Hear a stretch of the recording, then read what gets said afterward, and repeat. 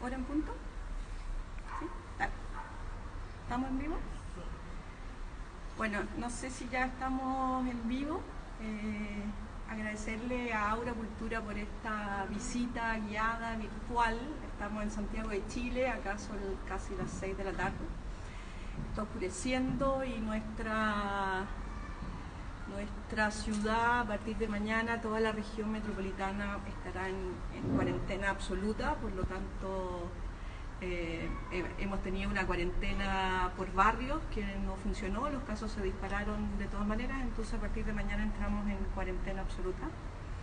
Y estamos acá en mi taller, que por suerte tuve la suerte de en el mes de diciembre cambiarme a un departamento que consideré que tuviera un taller en el primer piso.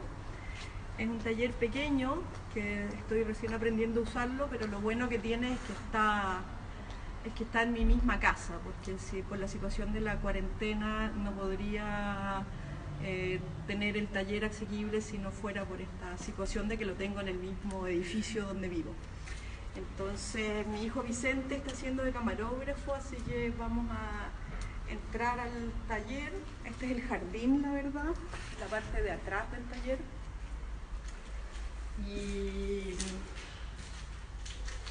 Y acá quedaron como algunos de los trabajos que estábamos haciendo para algunas exposiciones que durante este primer semestre han sido postergadas, la mayoría para el 2021, por lo que vamos a tener, voy a tener más tiempo de producción y después les voy a explicar un poco de qué se tratan estas pinturas.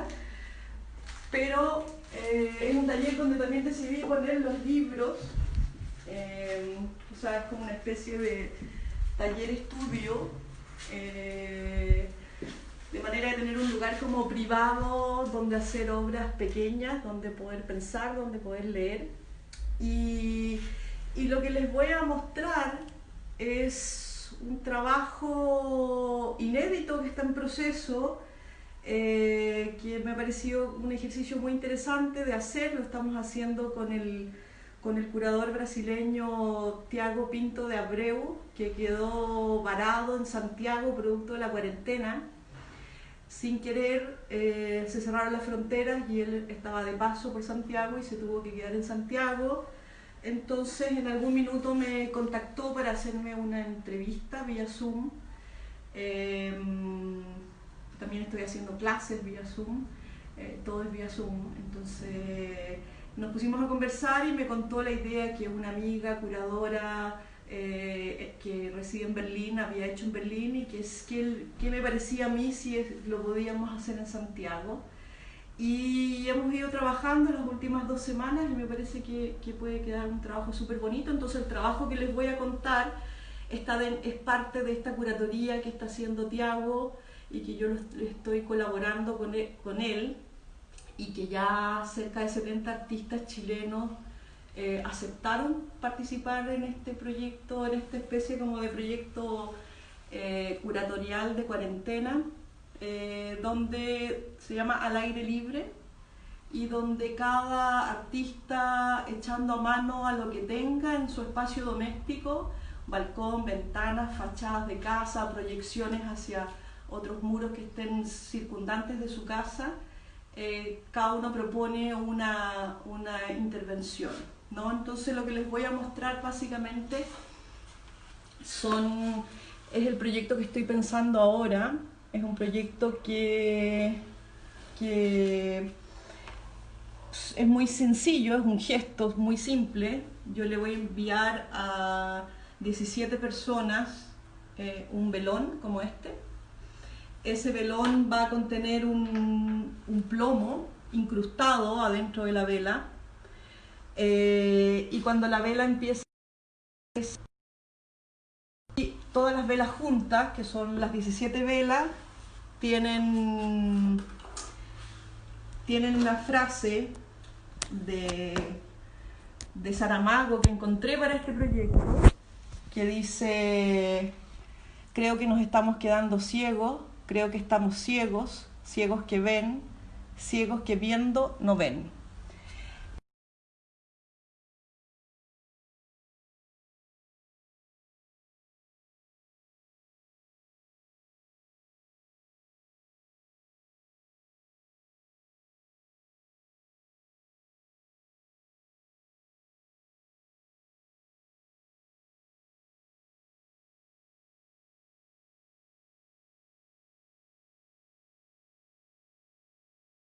denso, con una participación de los jóvenes también muy particular, haciendo un reclamo para construir una sociedad más justa.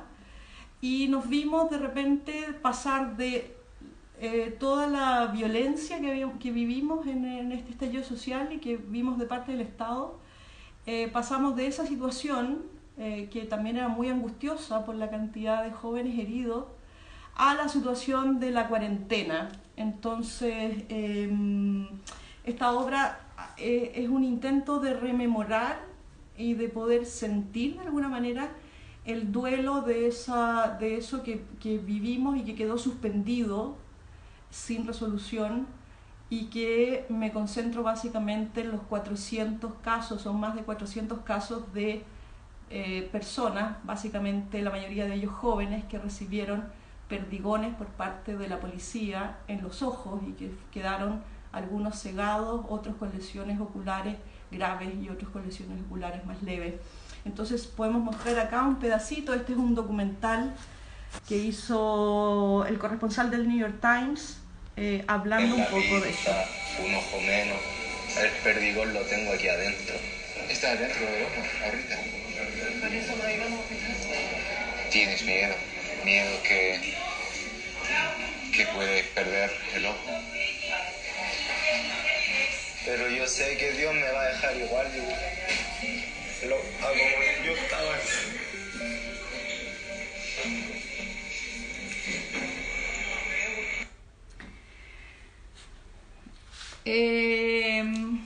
Entonces, básicamente esta obra, que es muy simple, se la voy a distribuir a 17 personas.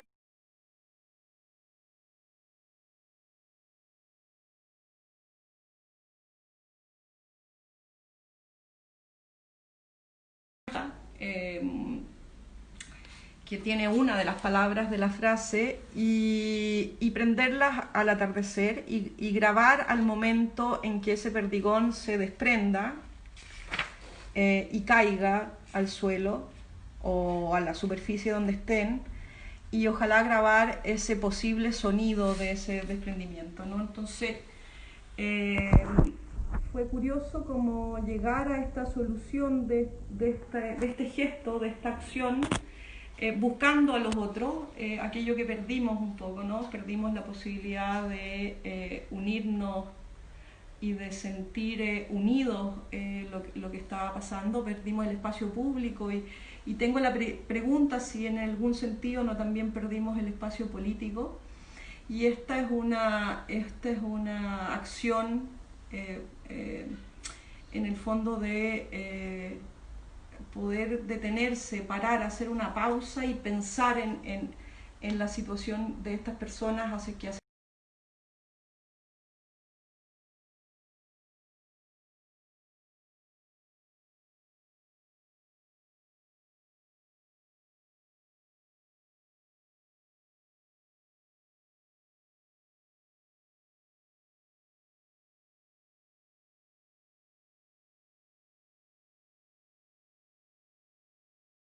mucha inquietud, ¿no?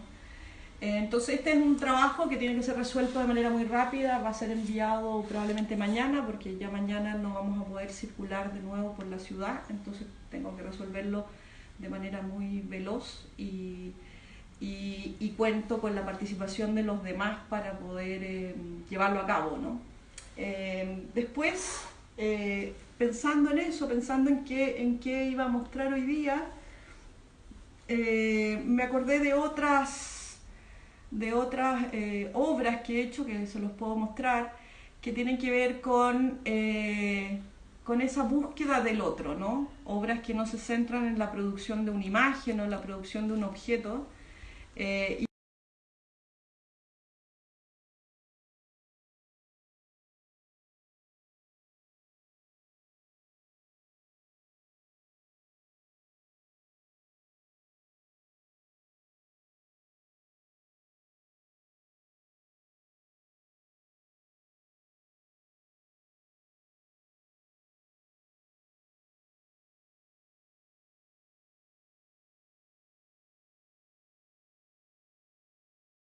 de manera como radicalmente participativa. Entonces, En ese sentido me acordé de varias obras que he hecho yo a lo largo, hace ya mucho tiempo, que hice unas obras que se trataban de la edición de estos libros. Estos libros estaban dispuestos en espacios a veces públicos, a veces museales. Se llama la Biblioteca de la No Historia. Y estos son libros que estaban dispuestos en anaqueles, y los libros estaban conformados de archivos de inteligencia de Estados Unidos sobre Chile en un principio. Esa fue la primera edición. Luego sobre el Cono Sur, ¿sí? Y después hice un trabajo que fue como recopilándolos en toda América Latina, y llegué a hacer una obra que se llama En nuestra pequeña región de por acá. Y tal vez pensando ahora que estoy haciendo este ejercicio, que de alguna manera la ceguera y la relación de la ceguera con el poder, ¿no? Tal vez sea parecido a estos documentos que nosotros recibimos sobre las acciones encubiertas en América Latina, y que al ser desclasificados están completamente tachados, censurados, y hacen que nuestra historia sea difícil de abordar, ¿no? O sea, aquí por ejemplo este documento es entero negro, solo tiene un número de referencia, y lo que tenían estas obras es que la gente se podía llevar. Eran obras donde eran estas bibliotecas de la no historia, donde la gente se iba sacando un libro y se quedaba con ese libro a cambio de una respuesta a una pregunta que decía: ¿qué va a hacer usted con esto?, ¿no? Y de alguna manera tenía que ver con que estos documentos eran como la expresión máxima de una especie de poder muy hegemónico, bastante global o regional por lo menos, ¿no? Continental, al que nosotros accedemos desde nuestra pequeña escala subjetiva de ciudadanos. Y un poco la idea era, al hacer ese ejercicio de que la gente tomaba un libro y se lo llevaba a su casa, en la pregunta de ¿qué va a hacer usted con esto? Es como todos juntos podemos pensar qué hacer con respecto al poder, ¿no? Este fue uno que hicimos la última vez en Zurich, en Migros, ¿no? En el espacio Migros. Y ahora pensándolo con respecto a este otro trabajo, esa relación con el no poder ver, creo que es algo que a mí me interesa mucho, y extrañamente no solamente como artista visual me interesa aquello que se ve, sino que parece que me ha interesado por mucho tiempo por aquello que se oculta, o en este caso por esta acción evidentemente premeditada del Estado de cegar a los manifestantes, ¿no? De producirles una mutilación grave para el desarrollo de sus vidas y hasta el resto de sus vidas, ¿no? Entonces, y por otro lado también son obras que se desmaterializan, ¿no? Son obras que están el gesto de compartir, el gesto de construir una especie como de lo que sería clásicamente el espectador pasa a ser alguien que activa la obra, que responde a ella, que se interesa por ella, y lo que podríamos llamar obra es algo que se va desmaterializando y va quedando transformada en una especie como de acción colectiva, ¿no? En ese sentido también creo que algo que también me llama la atención con respecto a lo que estamos viviendo ahora es la idea de la información y del secreto. Creo que la situación del confinamiento y de la pandemia nos pone de nuevo en una situación donde qué es verdad y qué no, cuáles son las informaciones verdaderas que están circulando. Y este fue un trabajo final que yo hice en Malva. Aquí por ejemplo está la Biblioteca de la No Historia, en su primera versión, cómo iban desapareciendo los libros, y cómo en la medida que la gente se lo iba llevando, iba quedando solamente una línea blanca iluminada.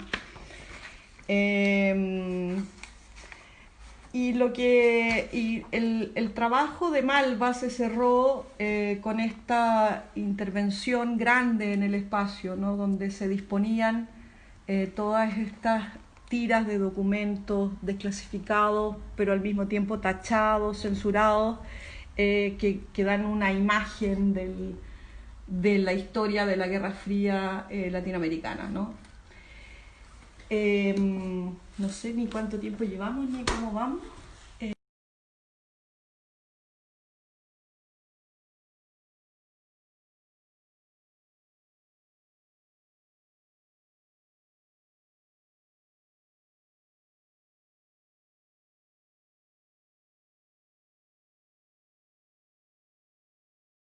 Están acá, que son estas pinturas que están en curso.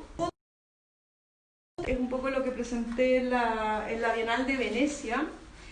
Después de hacer todo este trabajo con los desclasificados, que tienen un aspecto psicológico que creo yo que es muy complejo, que van construyendo una especie de psiquis subalterna, ¿no? Donde un país puede decidir como el futuro de otros países, intervenirlos y después desclasificar los documentos y decir, bueno, aquí está aquello que ustedes no sabían, ¿no? Al hacerme la pregunta hacia atrás, dije, bueno, ¿de dónde viene este pensamiento hegemónico, ¿no? Que puede construir subalternidades geopolíticas tan grandes? ¿Cómo se configuró esa psiquis hegemónica? ¿De dónde viene y en qué está anclada? Y un poco esa fue la obra que hice en Venecia, que se llamaba Miradas Alteradas, Alter Views, y tenía que ver con construir un museo, el Museo del Hombre Hegemónico, que un poco estudiaba esa psiquis. Y si quieres vamos acá, dice, y miramos un poco de qué se trataba eso en Venecia.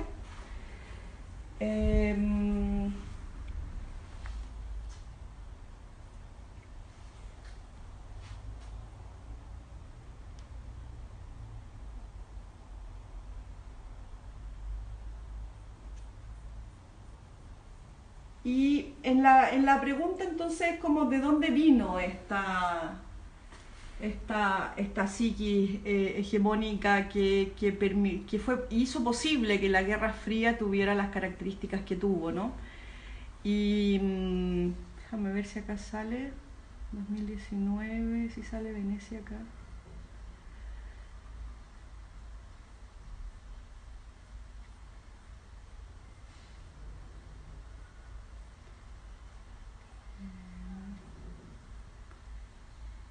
Sí. Los voy a introducir un poquito porque las pinturas que están acá tienen que ver con uno de los casos. Este fue el pabellón que hicimos en Venecia, entonces esta era la entrada del museo.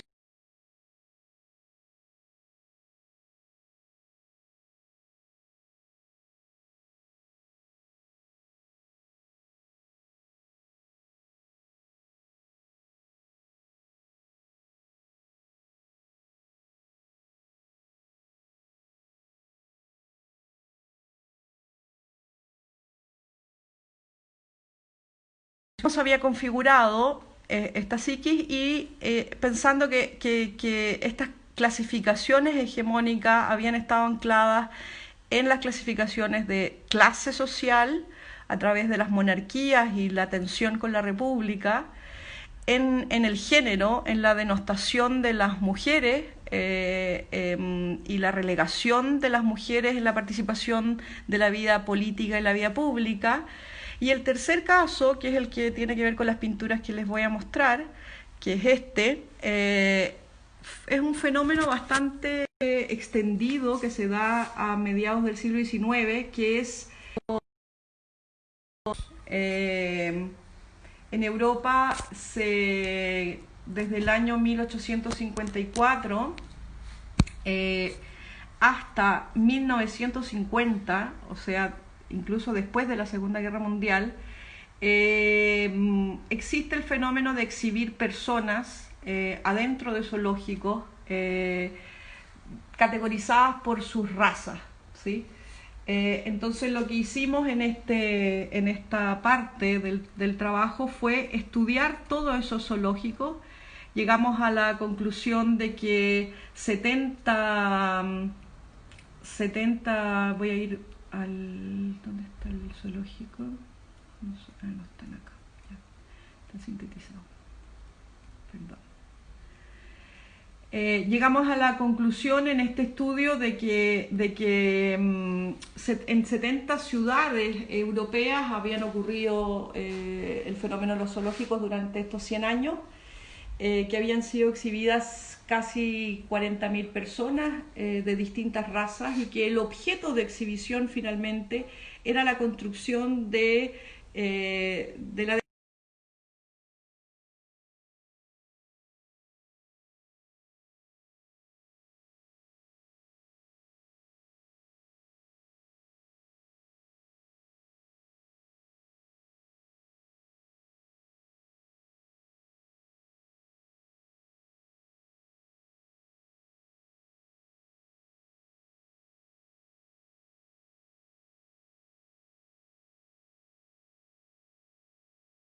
las fotografías de las personas que fueron exhibidas, o parte de las personas que fueron exhibidas en el tema de los zoológicos humanos. Y nosotros en Chile tuvimos casos importantes, sobre todo de casos de mapuches exhibidos en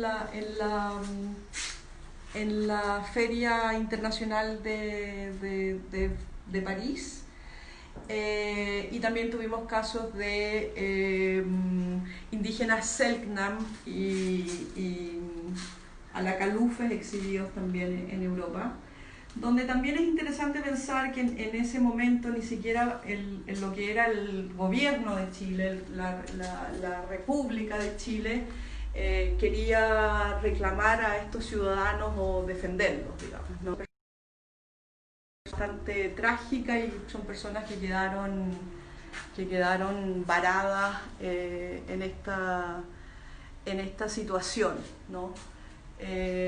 Y bueno, estas son pinturas que son partes del segundo momento del pabellón, y que es algo que llamamos la galería del retrato de los subalternos, ¿no? que se revela como en grandes formatos de pintura en Venecia, en una situación de aislamiento, ¿no? Porque están instaladas en un lugar de ruina.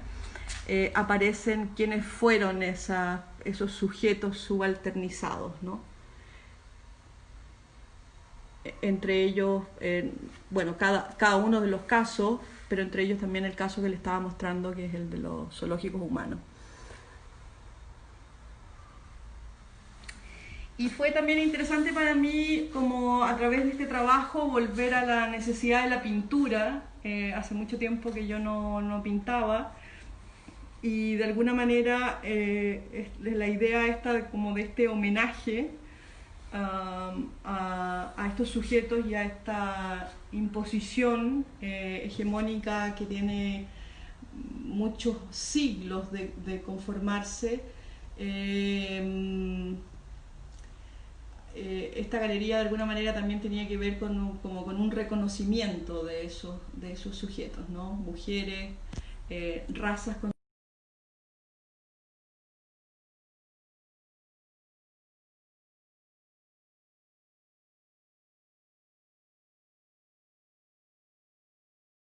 han sido transformados en víctimas, que era algo que yo ya había estudiado y ya lo había visto en la exposición de Malva en nuestra pequeña región de por acá.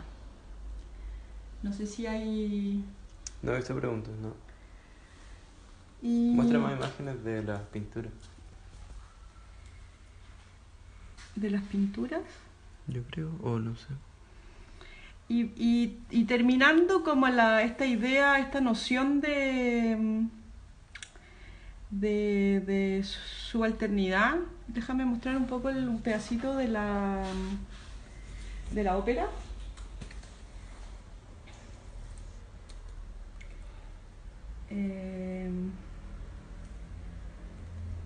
Que está subida en algunos lugares en Instagram, lo pueden como buscar.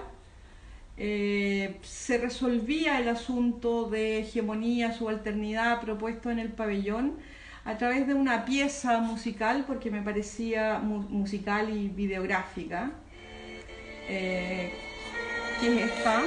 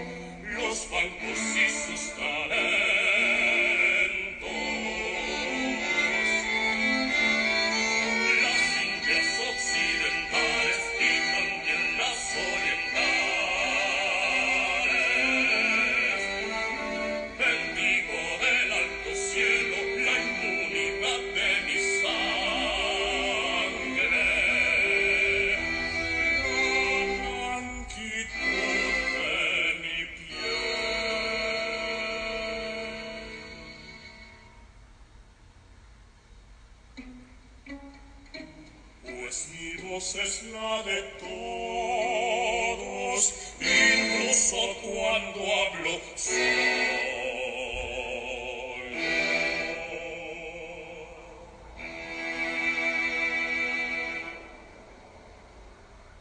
Maldigo al que ansia mi hora, maldigo cualquier emblema.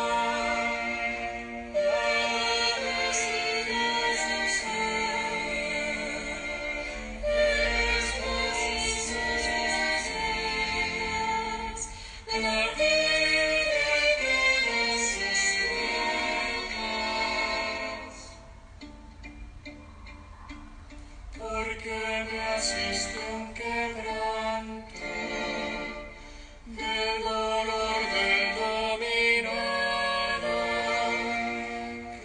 Dios del clasificado, pues es una existencia y del pueblo subyugado.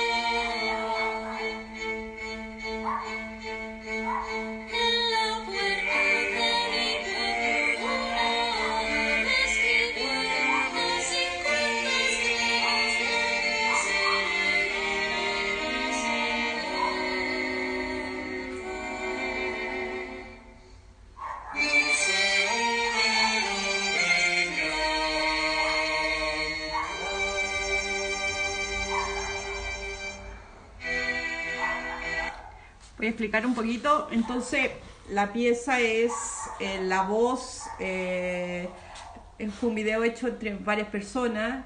La letra la discutí con un sociólogo que se llama Alberto Mayol y construimos la letra. La música la hicimos con un músico chileno contemporáneo, y la idea un poco era cómo sacar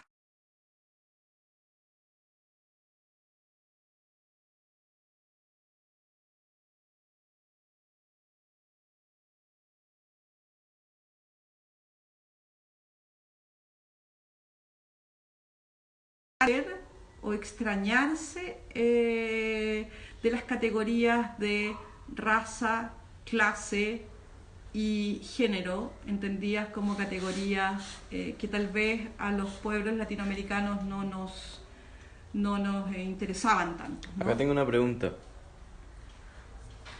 Nos dicen, ¿nos puedes contar de tu obra en el Memorial de Tlatelolco, Ah, claro, el M68. sí, puedo. Voy a terminar de explicar esto Dale. y retomo lo del M68. Entonces, lo que hicimos fue decir, bueno, ¿cómo le damos cuerpo a esa psiquis dominante, subalterno? Y de qué manera proponemos un ejercicio de liberarse de eso, ¿no? Porque por otro lado es tan aburrido, es tan primitivo también, es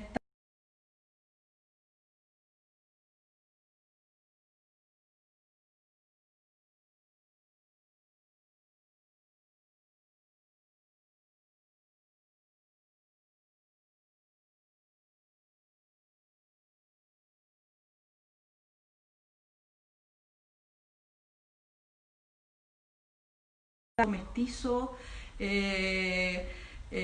que es capaz de andar en las alturas de la cordillera, que es una especie de, en la historia de la independencia, participa de la independencia, al mismo tiempo también a veces puede ser una especie de cuatrero, y que en el fondo desde esta naturaleza indómita que es América, en su infinita vastedad y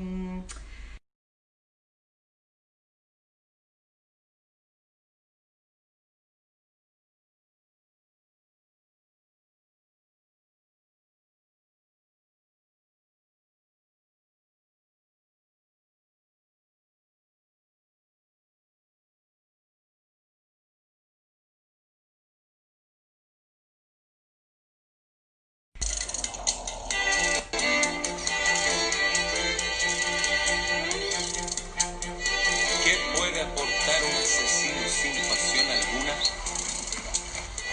¿Tienes fe? La fe del petrolero en medir la tierra conquistada.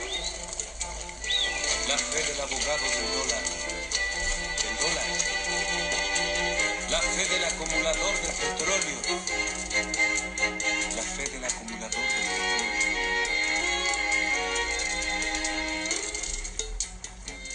Escucho, hombre blanco,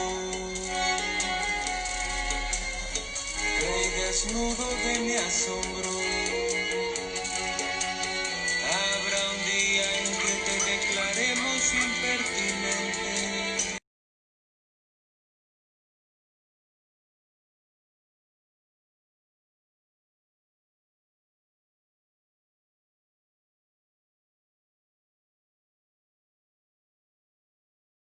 Trompetas, trompetas materiales.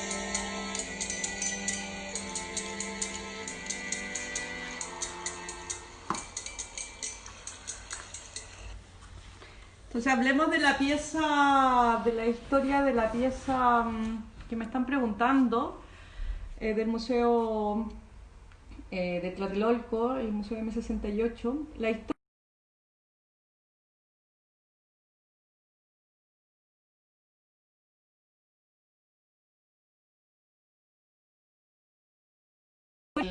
en el 2013 y es una pieza muy importante para mí. Yo lo conversé con Luis Vargas cuando me llamó por el tema del Museo de Tlatelolco.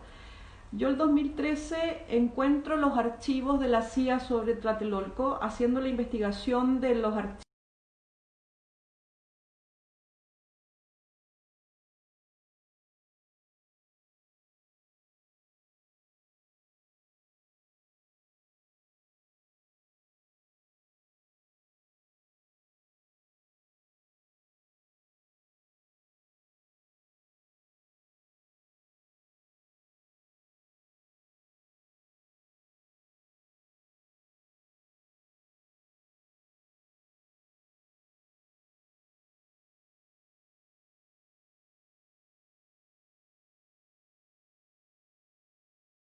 En 2013 organicé los archivos de Tlatelolco. Yo no soy experta en la historia de Tlatelolco, pero por cierto que sí la he leído, digamos, pero no soy una experta mexicana de la historia de Tlatelolco, ¿no? Pero encontré estos archivos que eran casi 200 páginas de archivos, y hice esta obra en el 2013 y la mostré en Maco, se llamó Litempo, la obra. Para los que no saben, Litempo era el código secreto de la CIA para sus agentes en México y para las operaciones que se realizaban en México, ¿no?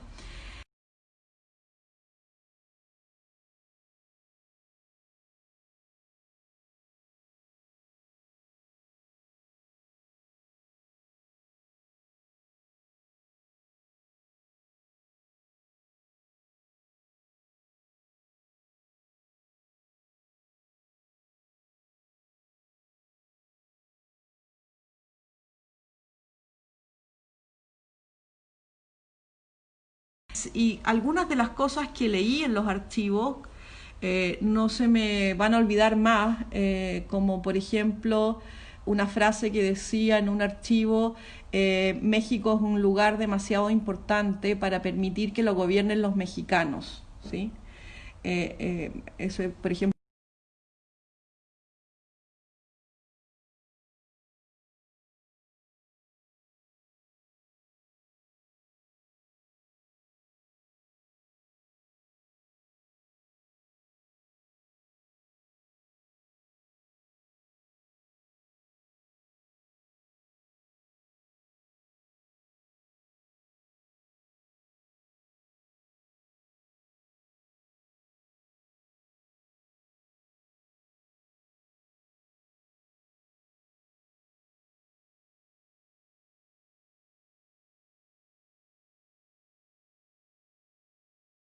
El caso de Chile, de la lucha de los familiares detenidos desaparecidos, que son los que mantienen viva esa necesidad de justicia, esa necesidad de relato. Y en Argentina también las madres de la Plaza de Mayo, y de repente en Tlatelolco me dio la sensación de un vacío absoluto, de que hasta el día de hoy, y me produjo un vértigo, la verdad, que hasta el día de hoy no se sabe cuántas personas murieron, no se sabe dónde están esos cuerpos.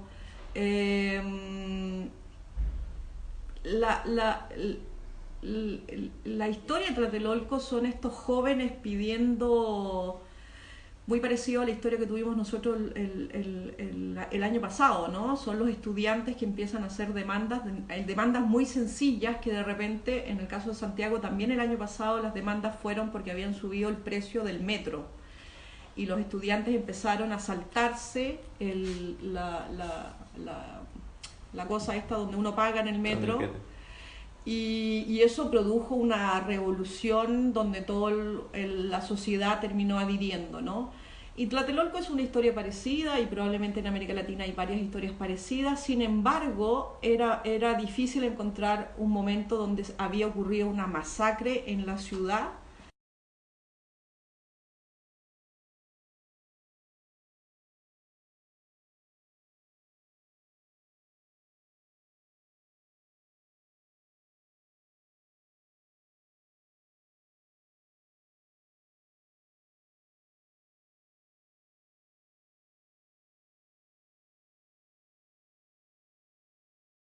Podemos llamar el poder hegemónico, ¿no? Y me acordé de una frase en Orwell en 1984, cuando el torturador está torturando al personaje principal y le pregunta qué es el poder, y el otro le dice, balbucea cierta cosa, y el torturador le dice: el poder es diluir realmente los vínculos humanos, ¿no? Esa es la máxima demostración de poder, ¿no? Y lo que me pasó con Tlatelolco fue un poco eso, ¿no? Como que yo sentí que eso había sucedido. Y la manera de materializar la obra fue hacer una selección de 80 de los 500 archivos que hay y hacer una escala cronológica, donde los primeros archivos tienen mucho texto y son transparentes, que son estos, y van contando los días de de las manifestaciones estudiantiles y lo que va ocurriendo, y de repente el clima político de la información empieza a transformarse en una demanda social mucho más articulada, hasta que empiezan a ver en los documentos, en la medida que se aproximan hacia la fecha del 2 de octubre, empiezan a aparecer elementos de censura y de tacha, ¿no? Y en la medida que esa fecha es cada vez más próxima, la censura de los documentos es cada vez más radical. Entonces, en la obra original, esos documentos caen al suelo cuando ya corresponde a la fecha misma de la masacre, ¿no? Esta es la obra que es antecedente de lo que después hicimos en el Museo M68 con Luis Vargas. ¿Dónde está la...? Vamos a ver la pieza.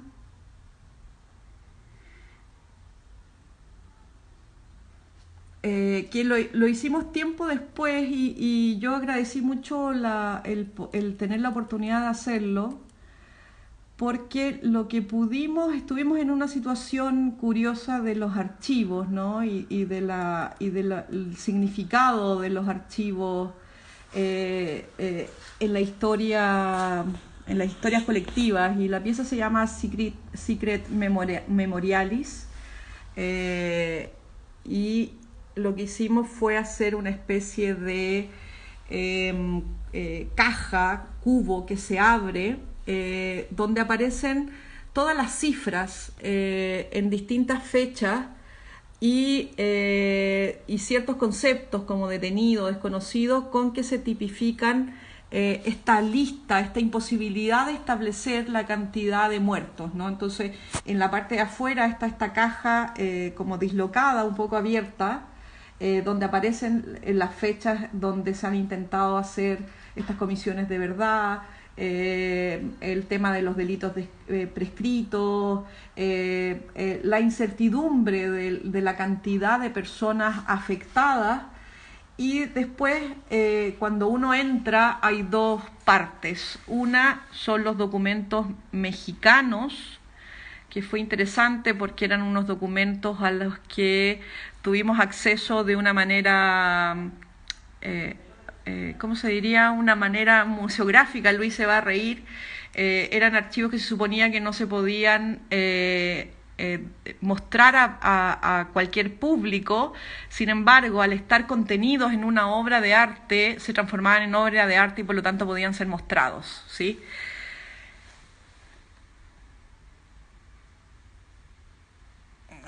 ¿Cómo pienso las apuestas museográficas o el diseño del espacio en tus obras? Sí, voy a terminar acá y veo eso. Y la otra parte de la obra era la selección de archivos de la CIA, un poco haciendo el contrapunto, de alguna manera, de que nuestros países tienen que... es mi opinión emancipada, de que nosotros no podemos pensar nuestra historia, la escritura de nuestra historia, sin considerar el nivel de intervención que hemos tenido. O sea, nosotros tenemos que hacer una especie como de historia que tiene que tener como fuente tanto nuestros archivos del poder propios, nacionales, como los archivos de Estados Unidos, que ha sido un país muy hegemónico y muy interventor en la historia de en nuestro devenir histórico.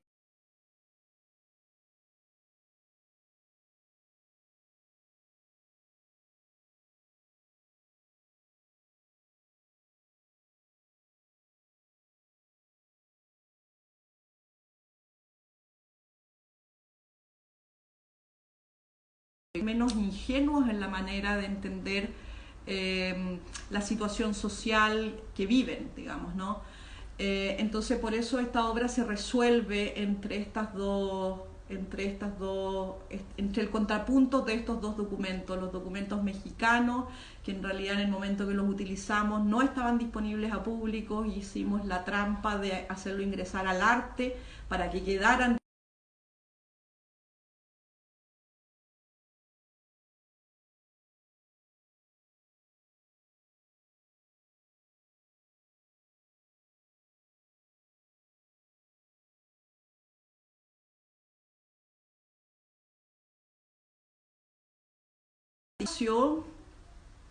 Es una buena pregunta porque la verdad es que yo partí pintando. Y partí pintando porque soy bastante tonta, la verdad. A mí me cuesta mucho pensar el espacio tridimensional. Y soy bastante bidimensional para pensar. No sé cómo he llegado a meterme al problema de la tridimensionalidad. Y empiezo a imaginar obras que son las primeras, son las obras de las mujeres histéricas, que son unos volúmenes gigantes que flotan con figuras.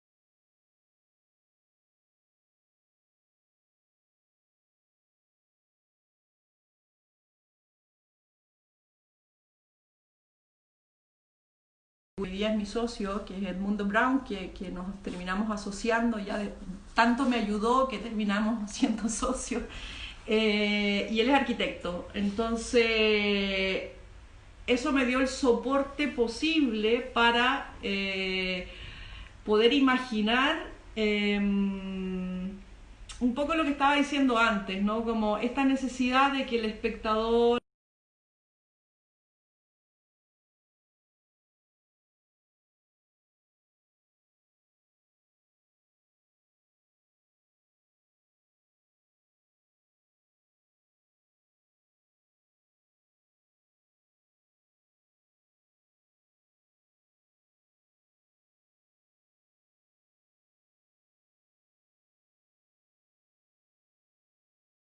en distintos movimientos corporales puedan hacer la bajada, la elaboración de la información que nosotros estamos poniendo en el espacio, ¿no? Entonces, pensar el cuerpo en el espacio, por ejemplo, el recorrido museográfico, el que en el caso del Museo del Hombre Hegemónico tenía la crítica a la museografía,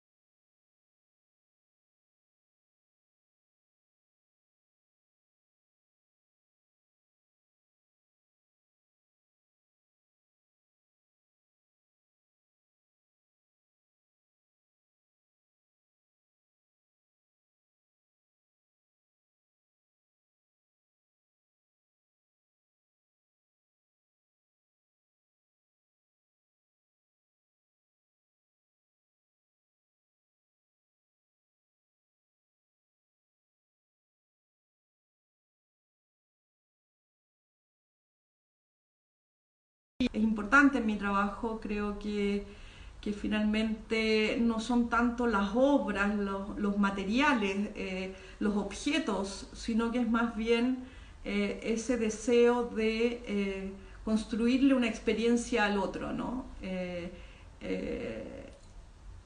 Entonces, en ese sentido, la museografía empezó a tomar un cariz.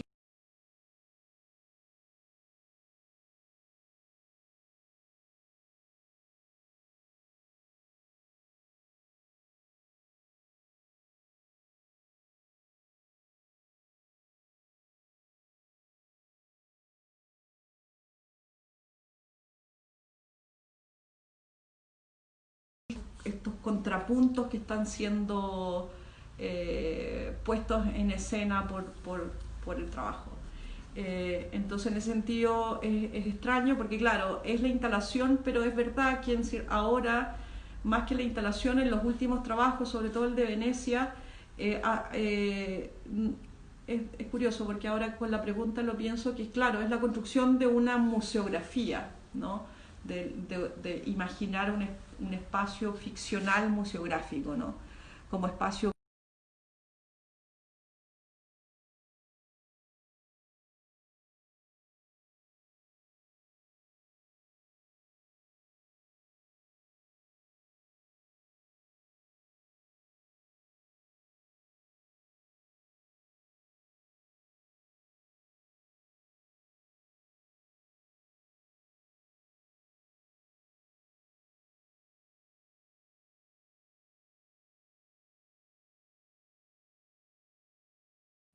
Así que espero que les haya interesado.